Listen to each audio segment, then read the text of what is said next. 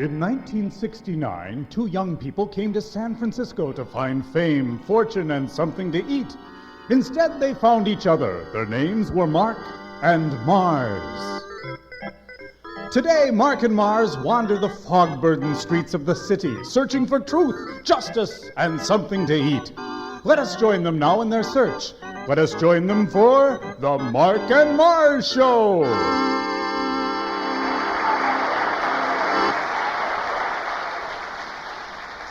Thank you, and we have an excellent program for you this afternoon, ladies and gentlemen. We will be exploring the genesis of Native American aphorisms Marc? And how they were appropriated by the macro culture. Excuse me, Marc? Not now, Mars. We're on the air. I know, honey, but this'll just take a second. Why do I even try? Well, you gotta try, sweetheart. Where would the world be if everybody took that attitude? Look at Fred Astaire. He had really big hands, but did that stop him from being a really great dancer? No? No. He just kept trying and trying and trying and trying. Mars, what was it you wanted to say? Well, I was thinking about the homeless. Uh-huh. It's like there's a ragtag army of desperate people out there, hanging on to the fringes of society like it was some huge oriental rug. And we're like them, Marc. We're part Mars, of something. we have a home. Well, I know that, but we don't pay for it. It gives me a little thrill of solidarity knowing that we've never paid rent and we never will. Now, Mars, as one gets older, one sees the efficacy and value in a monetary exchange for services rendered. And given the rent control laws in our fair city, the rent we pay to Buster is hardly... Pay rent? In theory, yeah. We pay theoretical rent to Buster? Well, yes, dear. He and Ethel are our landlords. Our landlords? I thought they were our friends. You mean all this time they were just trying to get our money? But, Mars, we never actually Don't paid change them. the subject, Marc. I've got to go talk to Ethel about this. But, Mars, the show's already started. Well, you'll have to start without me. Mars? Mars? Welcome to the show, folks. As twilight stretches its purple hues across the fog-laden streets of San Francisco, we see a lone figure striding purposefully up the stairs of an ancient apartment building. It is Mars, filled with a fierce determination to stick her finger, as it were, in the dike of a leaky value system. Is she the only one willing to take a stand? Let's find out. Ethel, are you in there? Come in, darling, but be careful of the pipes. Gosh, what is all this stuff? Good copper plumbing. Oh, my little gooseberry, what has caused this thin film of perspiration to form on your gallant brow? I don't know how to say this to you, Ethel, but Marc just told me that we pay rent. Well, yes, we had an agreement. Marc pays a token amount of rent, and Buster never makes repairs on your apartment. Oh, no. Not only are we paying rent, we're tokens. Oh, Ethel, I thought you were my friend.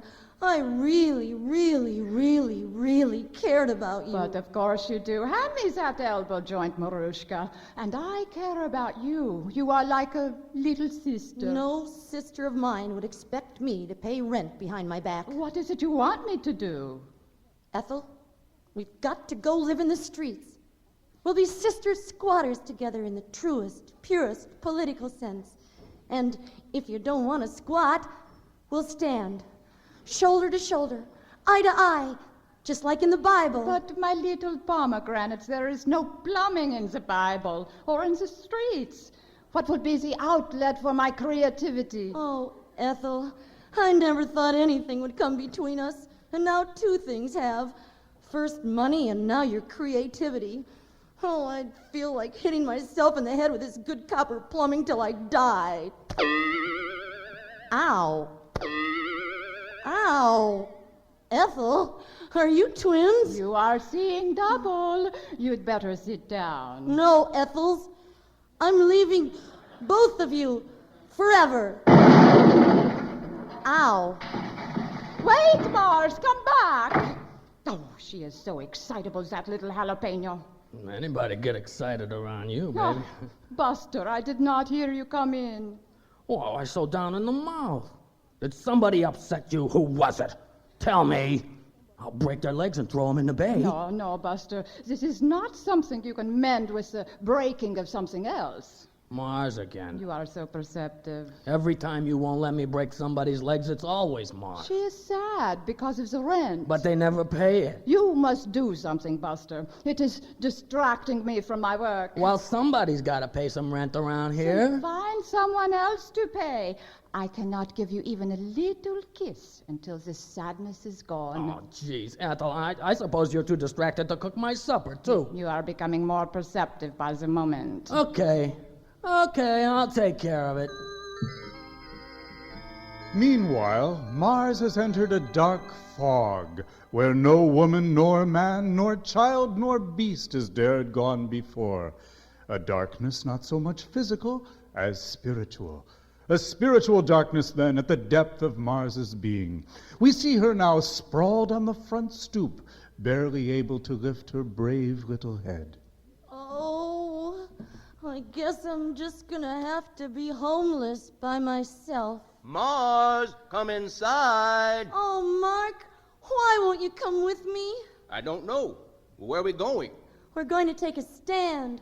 We're gonna live in the streets and be free. That sounds great, Mars. Really, but it's been a long day, Mark, and if you truly are my soulmate, my life mate, the male half of our androgynous whole. want to come inside and talk about this? Oh, sure, and just leave our brothers and sisters out here on the streets. But Mars, you're the only one out there. Just because you can't see them doesn't mean they're not here, freezing and hungry. And you want me to go inside and bask in the warmth of our rented apartment? Did Buster turn on the heat? Don't change the subject, Mark. Are you coming? Well, sure, honey. I'll catch up with you right after my nap. And so, gentle listener, as Mark falls into a deep sleep, we see Mars disappear into the swirling mists of fog and her own special kind of freedom. Is there no one to help them in this time of interpersonal crisis? But wait! I hear encouraging sounds coming from Buster and Ethel's. Let's peek into the penthouse and see what they're doing. Is this voyeurism? Nah, it's radio!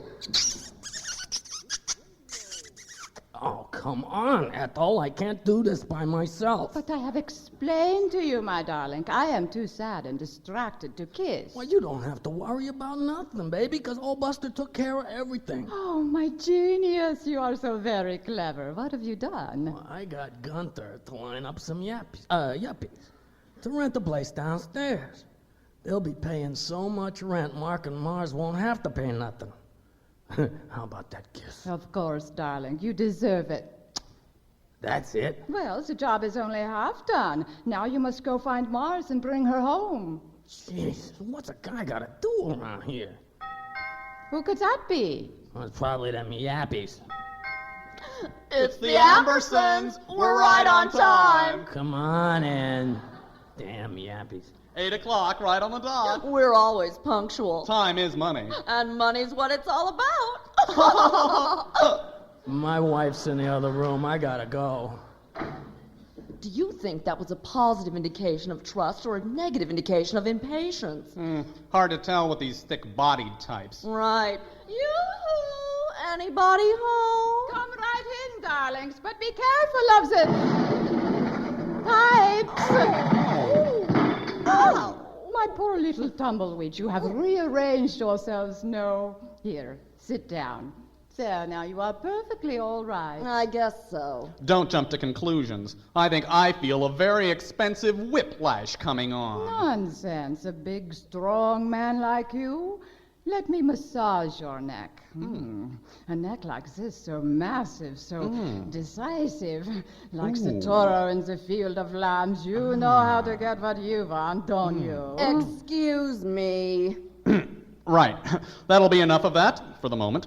Thank you, I'm fine, really. You are more than fine, my young buck. Could we talk about the apartment now? Yes, of course. What is it you wish to discuss? Well, the price, for one thing. We've had a reamer run off. Reamer?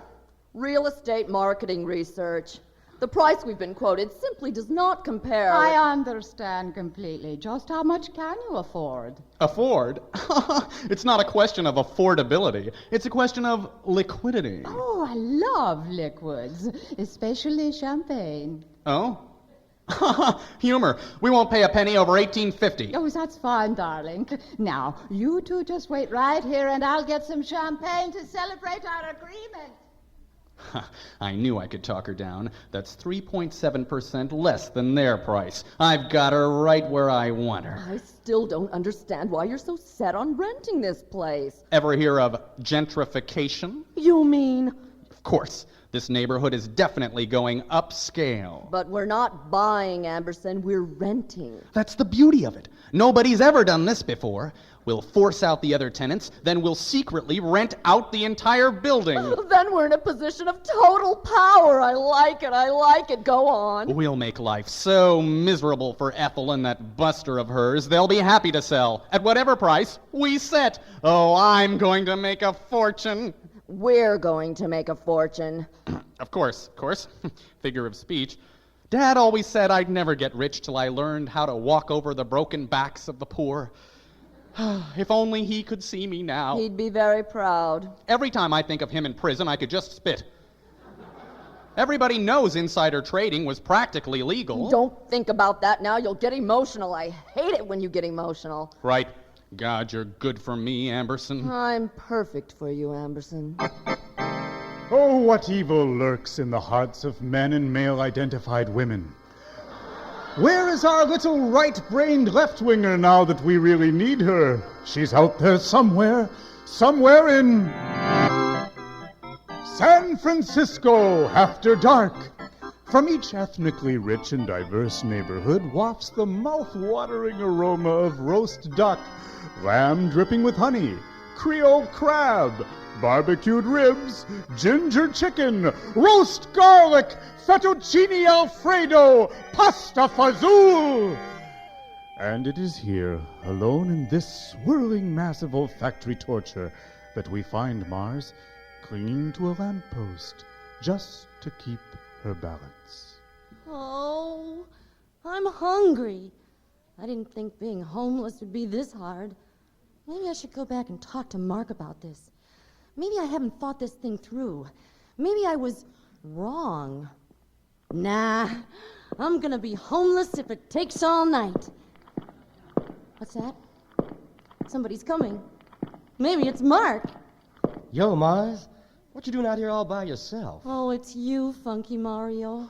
Well, don't act so glad to see me. Oh, I'm glad to see you. I'd just be gladder if you were somebody else. Well, you want to tell me about it? Oh, Funky Mario, even though you are the nicest guy in the world, I can't expect you to understand my fathomless grief. Now, look, Mars, I've seen a lot of trouble in my day, and there's one thing I know about feeling low, and that's this. There ain't no feeling so bad you can't sing your way around to the other side. Do you think you could sing me around to the other side? Well, I can try. Let me call the oldest kids out here to help me out. Muddy? Hello. Aretha? What is it, Pop? Coco? I'm with you. Little Willie John? What's up, Pop? Now hit it, kids.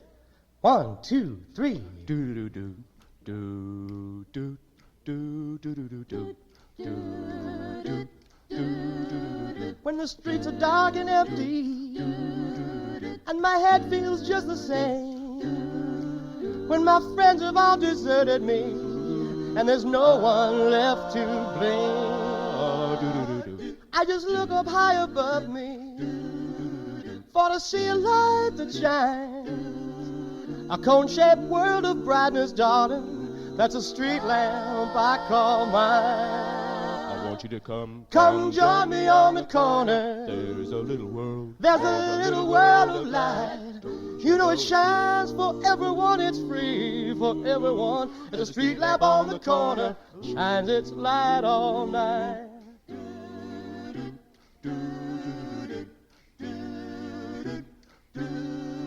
When the street is dark, so very dark, and despair's your middle name, don't sing the blues in your lonely room. Come on out and share your pain. 'Cause we'll be singing on the corner. We'll be singing in the light. Yes, we'll gather at the corner, yeah, and we'll be feeling all right. Oh, come join me on the corner. People, let me tell you about there's a little world of light. Yeah, I said it shines for everyone. It's free. It's free for everyone. There's a street lamp on the corner. There's a street lamp on the corner. Oh, there's a street lamp. Oh, there's a street lamp. Oh, there's a street lamp on the corner. Yeah, I said it shines. Lord, you know it shines its light. Shines its light all night.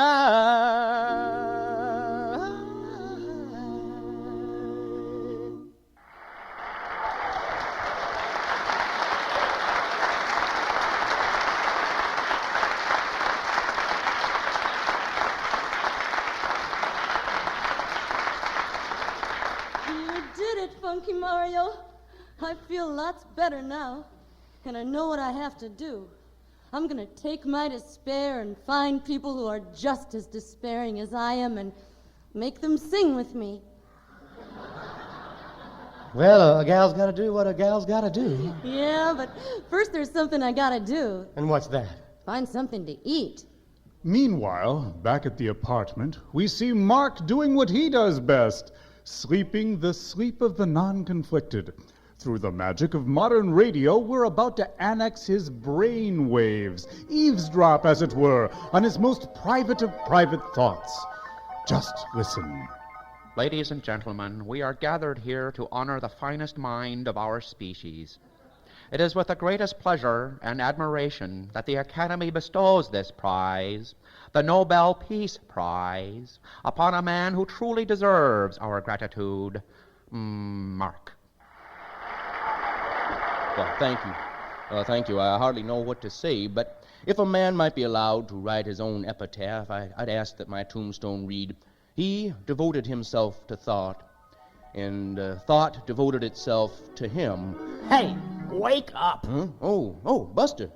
Are you awarding the Nobel Prize this year? Sure, I'm gonna Nobel you into the middle of next week. You don't get out of bed. Oh, okay, I'm up. Look, pal, you gotta get Mars and bring her back here. Did she win an award? Only if they're giving out prizes for Nutsy-fagans. Well, if you came about the I rent... don't want your money. You don't? No. I just want my little Ethel to be happy, and she ain't happy because Mars is all bent out of shape about this rent thing. But, Buster, we had a gentleman's agreement. A gentleman never goes back on his word. Why, the whole infrastructure of male bonding would crumble. Well, I'm changing the agreement, see?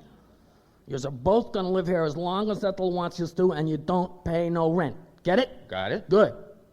Now, go tell Mars to quit upsetting Ethel just because she didn't want you to do something which you never did in the first place. I'm happy to oblige, Buster, but I feel it's necessary to inform you that you're not making much sense. Don't push it, pal. Go find Mars. I could, of course, get up and go into the cold, dark night. But wouldn't that be an infringement on her free expression, the pursuit of her own destiny?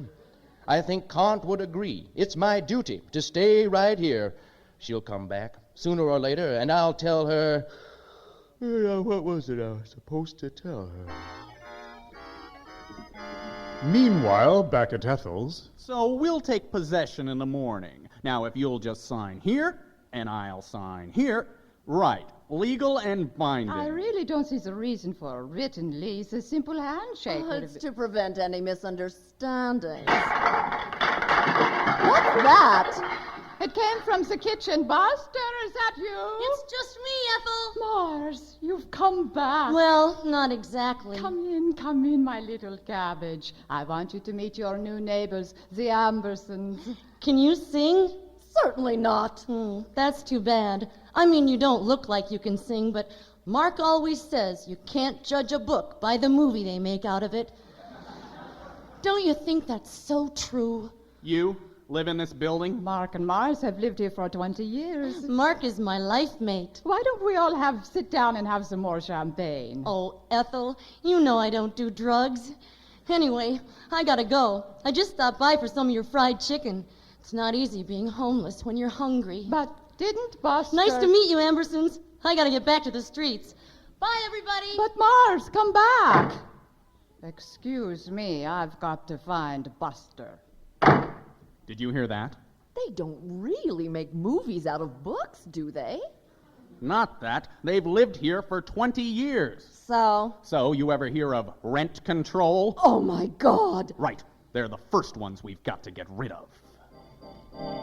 Well, let's see. Mars is looking for homeless singers. Ethel's looking for Buster's hide. Mark is looking for a little more sleep. By now, Buster's looking for Ethel. And the Ambersons? Well, I think it's pretty obvious what the Ambersons are looking for. Just remember, things always look a little better in the morning.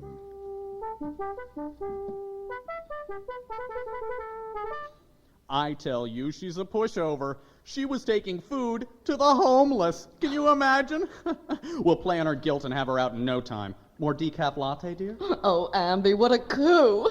The guys at the office are going to die over this. Just a splash. Croissant? Excuse me, where would you like me to put this, Mr. Amberson? Oh, Gunther. Just put it anywhere. Can't you see we're in conference? Not there, you idiot. Can't you see it's marked playroom? Put it over there by the fax machine. Oh, gosh, I'm sorry. I'll try to be more careful with the next load. Well, see that you do. Go on, Amberson. Tell me again about my part. Well, you have to do some of that girl thing. You know, get on her good side and convince her she'll love living in the streets. Then we don't have to wait till they find a new apartment. Right. And you go to work on the life boy or friend mate or whatever she calls him. Pass the breeze, sweetie. Righto. I wish I could videotape this somehow. It's so brilliant. It really should be archived. I'll remember it forever, my dearest. We make a brilliant team, Amberson. Oh, Amberson, I'm feeling little power rushes all, inside. You're beautiful when you're power rushing. Hello! I was just out in the hallway and your door was wide open and Oh, food. Oh, look who's here, Amberson. Our new little friend. We were just talking about you. You were? That's incredible because I wasn't even thinking about you. That's really meaningful. Yes, truly special. Special of the day. Yes, well, I'll just toddle off now. You girls stay right here and coffee clutch away. Ta! Ta! Could I have some more of that sauce for my eggs? Of course you can. It's mine, but you can have some.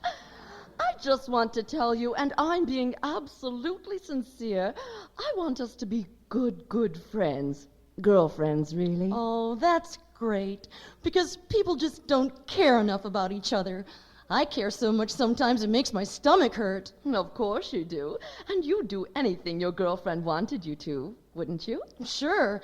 I mean, I couldn't become another race. I tried that once, but it kept rubbing off. That's not exactly what I had in mind. I was thinking more along the lines of you moving out of your apartment. You were? We are so psychically connected. I've been out all night looking for a place to be homeless. Oh, that's wonderful, Mars. I think an abandoned car would suit you just fine. Maybe something in blue to match your eyes. But my eyes are brown. To offset your eyes, then. Hey, I know where there's a car being offset right now. Well, don't let me detain you. Here, take a croissant. Oh, thanks. Thanks a lot, Amberson. Girlfriend. Ha! Girlfriend. Well, I haven't had a girlfriend since I was 10, and she was such a weak little bitch. Oh, Amby's going to be so proud of me. Mark! Oh, Marky Mark. Wake up, honey. Open your eyes, Marky. It's morning. Oh, how come it's so dark? Just another beautiful foggy day.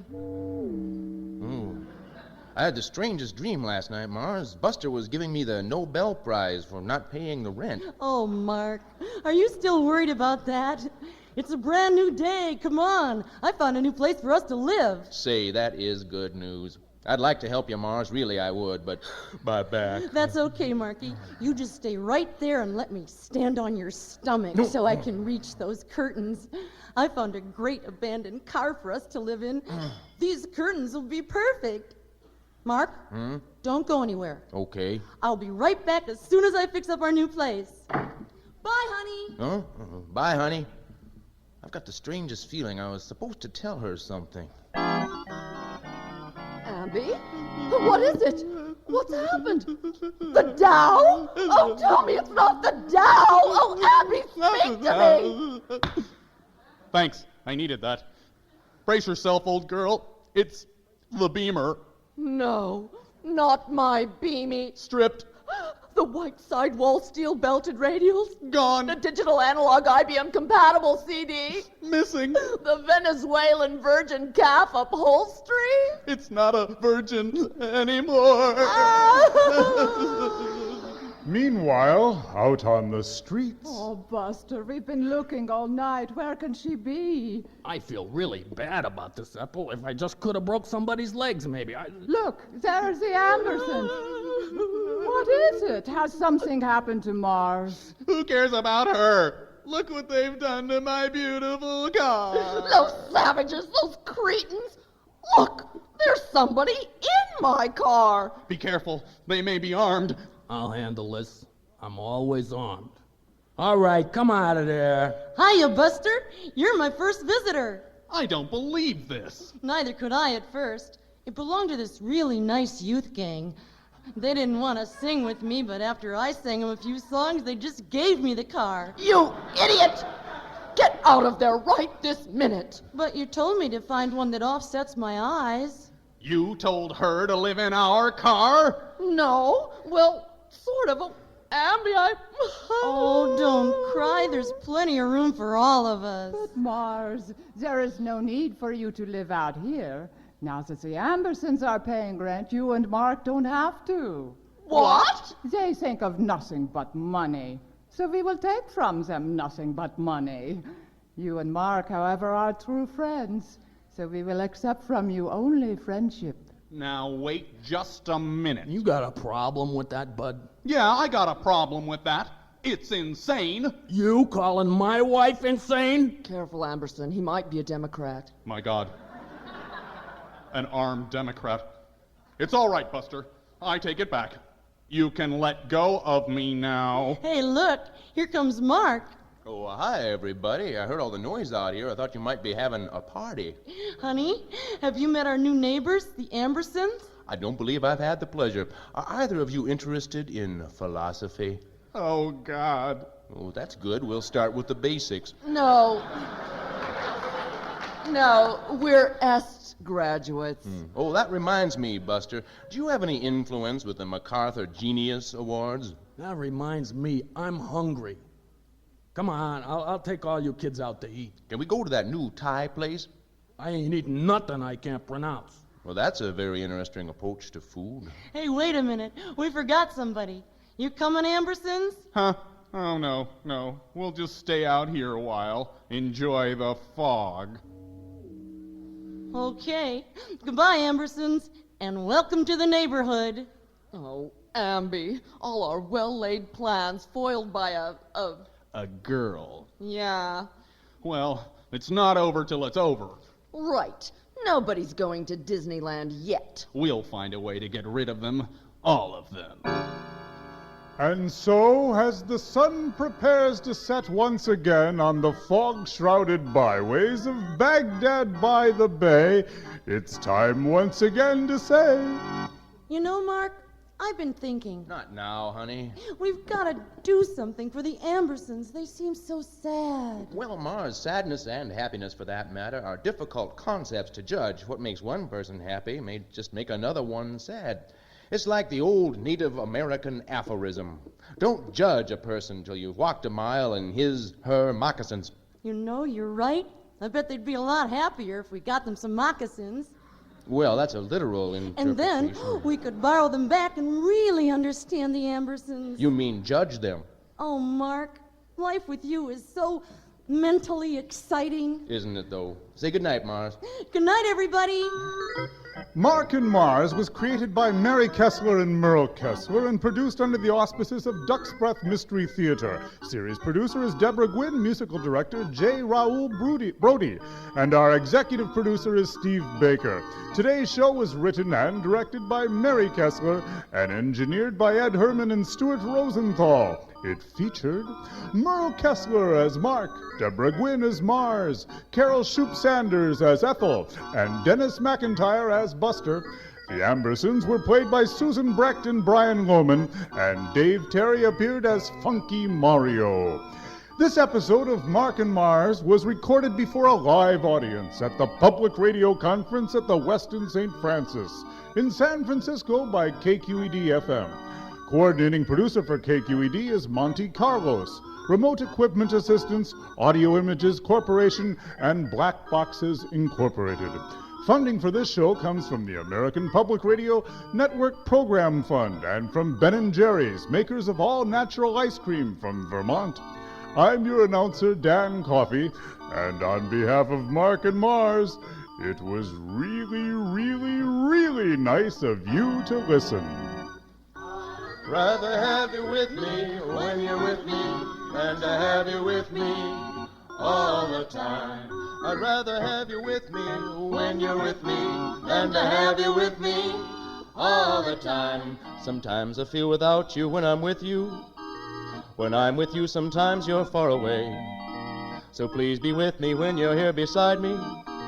If you're not here, then you're just in my way. I'd rather have you with me when you're with me than to have you with me all the time. I hate it when you're here and you're not with me.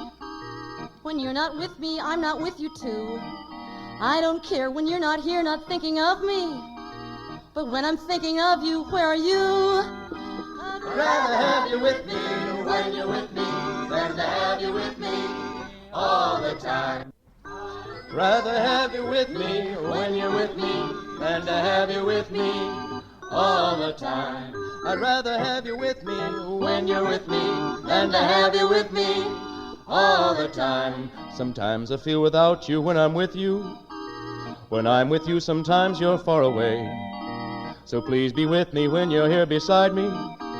If you're not here, then you're just in my way. I'd rather have you with me when you're with me than to have you with me all the time. I hate it when you're here and you're not with me.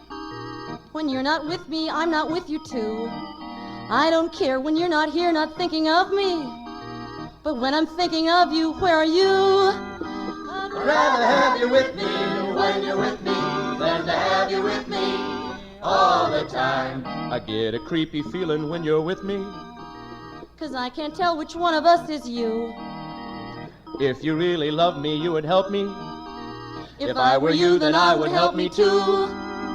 I'd rather have you with me when you're with me than to have you with me all the time. I'd rather have you with me when you're with me than to have you with me all the time.